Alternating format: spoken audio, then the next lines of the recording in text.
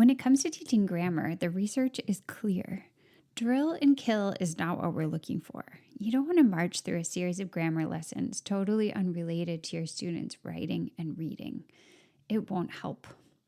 Here's what NCTE's resolution on grammar exercises to teach speaking and writing has to say about it. And now I'm quoting right from their site. This resolution was prompted by the continuing use of repetitive grammar drills and exercises in the teaching of English in many schools. Proposers pointed out that ample evidence from 50 years of research has shown the teaching of grammar in isolation does not lead to improvement in students' speaking and writing, and that in fact it hinders development of students' oral and written language. Be it therefore resolved that the National Council of Teachers of English affirm the position that the use of isolated grammar and usage exercises not supported by theory and research is a deterrent to the improvement of students' speaking and writing, and that in order to improve both of these, class time at all levels must be devoted to opportunities for meaningful listening, speaking, reading, and writing, and that NCTE urged the discontinuance of testing practices that encourage the teaching of grammar rather than English language arts instruction. End of the quote, end of the resolution. So that was a mouthful, but a really important mouthful. So, how can we teach our students about writer's craft moves and the rich palette of options that different grammar bits and bobs provide them in making meaning if we're not supposed to do grammar activities in some kind of logical sequence? Well, that's our subject for today's Plan My Lesson episode. When I put out my call for requests, I received several notes asking me for lessons to make grammar more fun. So today we're talking about ideas for designing grammar moments that are more effective and more interesting when it comes to lesson planning. You're not going to find any multiple choice here or sentence diagramming, but you will find ideas you could try weaving into your lessons, regardless of where your students are in their writing journey. We're going to be talking about a bigger blueprint, and we're going to be zooming in on one specific lesson today. So let's do it. Welcome to the Spark Creativity Teacher Podcast, a podcast for English teachers looking for more creativity, more engagement, more joy, and no more scripted curriculum, lesson planning ruts, or boring book lists. I'm Betsy Potash, and I'm honored you're trusting me to help. You're not alone on this creative journey anymore.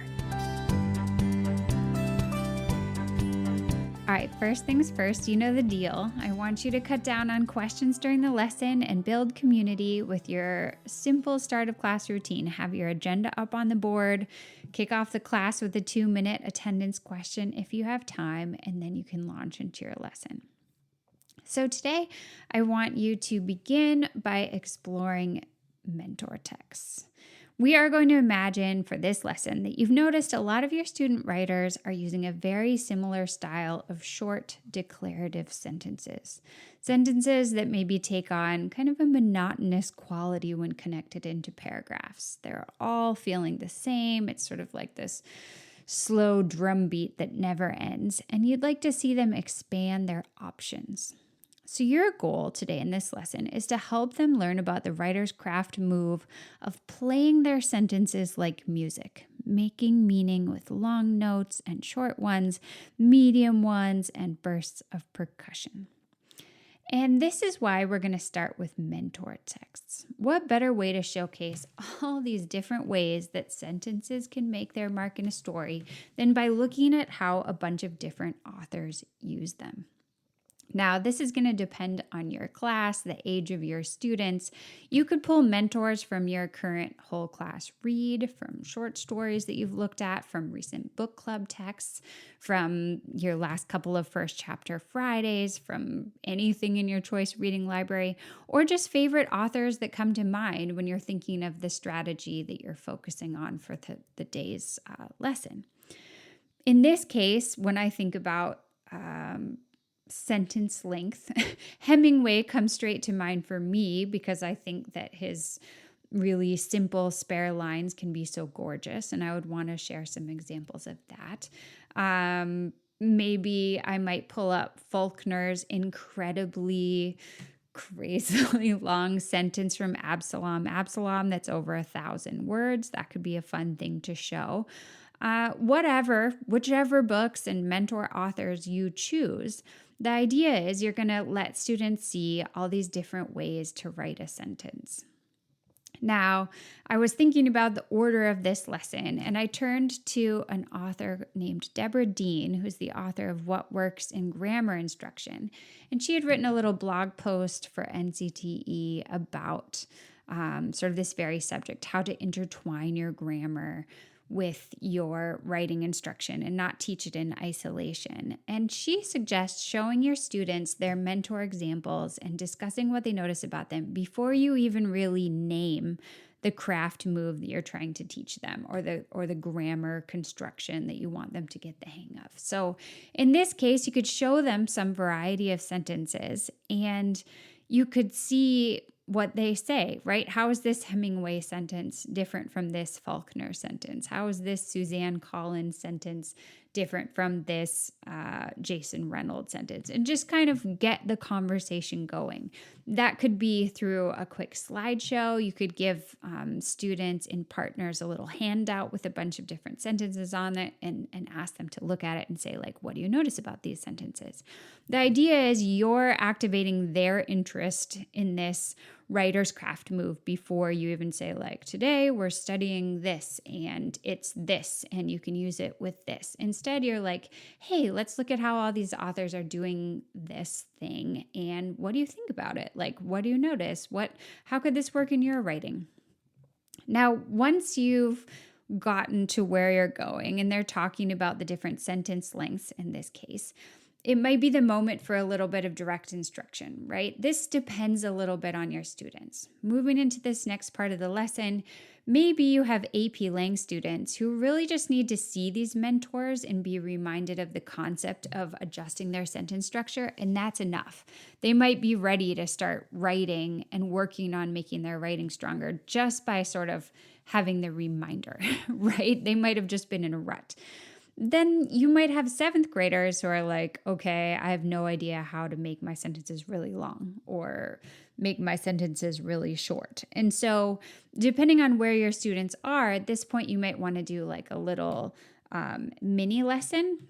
Like with 7th graders, maybe you're going to teach them how to take a simple sentence and turn it into a complex sentence. Or maybe you're going to teach them how to add an appositive to a sentence, or, whatever it is that's going to help them have a foundation for trying this out in their writing. Now, if they're already getting it right away, like your AP Lang students, this might be a fun time for like a little creative writing lightning round, right? So for sentence structure or sentence length, for example, I love this activity I call shaped stories, where you put a picture at the top of the paper and then you put boxes in of all different lengths and you say, tell the story of this picture or set a story in this picture.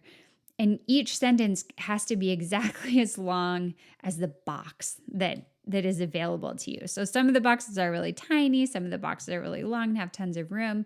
And they have to think like, okay, how can I make this story start with a tiny sentence and then have a really long descriptive sentence and then have a medium sentence and then 2 tiny ones in a row.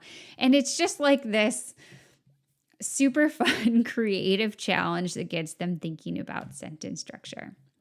With your 7th graders, you might play a little game where you put up a picture and you say like, okay, let's all write a simple sentence about this funny hamster and ferret that are falling in love, and have them share their sentences with a partner and sort of check them and then be like, okay, here's how you write a complex sentence. Now let's write a complex sentence about these hamster and ferret couple who are going on a date and they're getting annoyed with each other. Write your complex sentence about that. And you're just kind of like warming them up to the concept, doing some I do, we do, you do, just working through it in a fun, creative kind of little context with your mini lesson. Once you feel like your students have pretty confident access to the move that you are working on through your mentors and your mini lesson, now it's time to take the strategy to their writing. This is the next part of the lesson now. So this is a great time to pull out some of their most current class writing. Maybe they've been working on a creative piece or a college essay or an informational piece, an argument piece, a journal entry, whatever. It really doesn't matter. They can use a writer's craft move or a grammar concept that they're trying to nail in any of it, right? So in this case, with this varying sentence length and structure, you could challenge them to rewrite a paragraph of the piece that they're working on using more variety in their sentences. Or you could ask them to go through the whole piece and try to alter one sentence in each paragraph to be dramatically different and powerful and like stand out amongst the sentences around it. That could mean it's really long. That could mean it's really short. That could just mean it's like one intense, vivid image that really draws the eye, whatever. The idea is that they're practicing, right? And then the next time they write for you, include a reminder of this craft move and whatever others you've explored throughout the unit. Okay, maybe put it on the assignment sheet, or maybe have it in like a linked hyperdoc where you sort of bullet everything that you're working on. So they see this cumulative effect. Okay, now they've learned to vary their sentence length. Now they've learned how to use appositives. They know how to do a complex sentence. They know how to use more sensory detail. And they just keep adding to their palette by looking at mentor texts, by having mini lessons, by applying it into their own writing, not by having like an isolated 10-minute lesson at the start of every single class that's about something different that then doesn't really connect back to their work. Okay, last but not least, if you still have time and you're running a choice reading program, this could be a fun time for your writing program and your reading program to kind of intersect. And you could just set students some time, hop on the couch, grab a pillow, stretch out at their desk, whatever, with their book to read for the last 10 minutes of class. But you could either invite them just to be thinking as they're reading. Does this author like to use creative adjustment of sentences? Like, are some of these sentences really short and choppy and some long? Are they all a certain way? What does this author do in terms of the frame that we've been looking at for writing today? You could invite them to find maybe one sentence that's really cool and representative of that author, which they can pop up on a post-it on the wall at the end of class. And then you're sort of doubling down on this idea of mentors, because now you're going to have a whole collage of cool sentence length based mentors on the wall as students leave. And that's going to keep this strategy top of mind for them the next day and the next day until you take it down. Okay, so that's the lesson. That's kind of a potential blueprint for working on writing craft moves, for working on areas of concern with grammar. Take a look at some mentors. Make sure that students understand the concepts through some direct instruction, some quick writing, some partner writing. And then move into applying the strategy to whatever they're writing for your class at that time. So, teaching takeaways. My biggest takeaway here that I want to draw your attention to is probably that NCTE statement on teaching grammar. I feel like there are so many different concepts going around about grammar. You know, it can be really tempting to find like a really cool textbook that has 100 grammar exercises, or to find, a really long slideshow that has 200 quick lessons on grammar, and then just try to blast through it in an isolated way so that you can feel like you covered that stuff. And that's so understandable, right? You really want students to have the background that you feel that they should. But if you can approach these specific mini lessons on grammar and writer's craft more within the context of their writing, focusing on what you notice in texts, focusing on how your writers can immediately use what they're learning, and helping them shore up the places where errors do keep happening, but like right in the context of that writing, and not just kind of separately, then students can really apply that back into their work, and it's going to be more helpful for them in the long run than just kind of having covered it all separately from their actual writing. The other thing I would probably point out here is that there's a little bit of gamification at play. You want to make that mini lesson a little challenge or a game or a creative writing activity that helps push them out of their usual patterns. Just something quick that can help them to understand the concept in a way that holds their attention. So probably not just a worksheet. A worksheet might be helpful if you're creating it in combination with some other parts of your mini lesson, but especially if you can come up with something that sort of pushes them to try some creative writing, or gives them a funny picture to look at, or a little video clip, or I really like this shaped story idea for this one. I really like the little game with the hamster and the ferret for the 7th graders trying to work on their sentence structures. Just like it's okay to have a little gimmick, something that makes that mini lesson a bit more fun. Okay, my friend, thank you so much for listening as we talked about what helps when it comes to grammar and what doesn't. Until next time, take care of yourself and stay creative.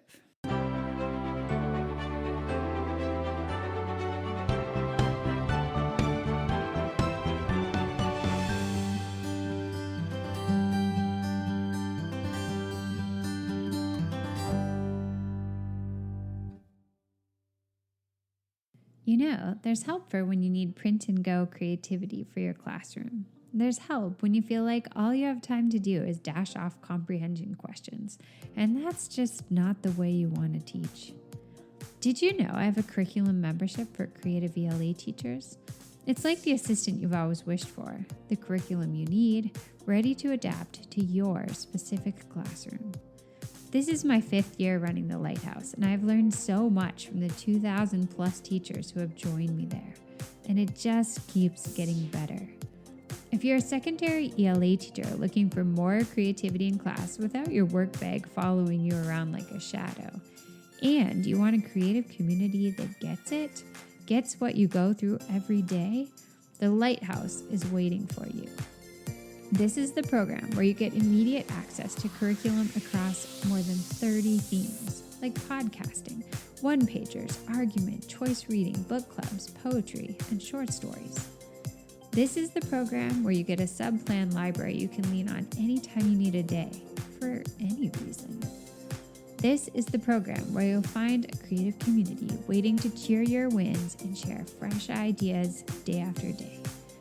This is the program where you'll find on-demand video workshops from leaders across our field, like Penny Kittle and John Spencer. This is the program where I share everything I create. This is the program where we go all in. Are you ready to explore how the Lighthouse can transform your teaching? Make sure you're signed up for my weekly creative teaching emails so you'll get your invitation the next time the doors open.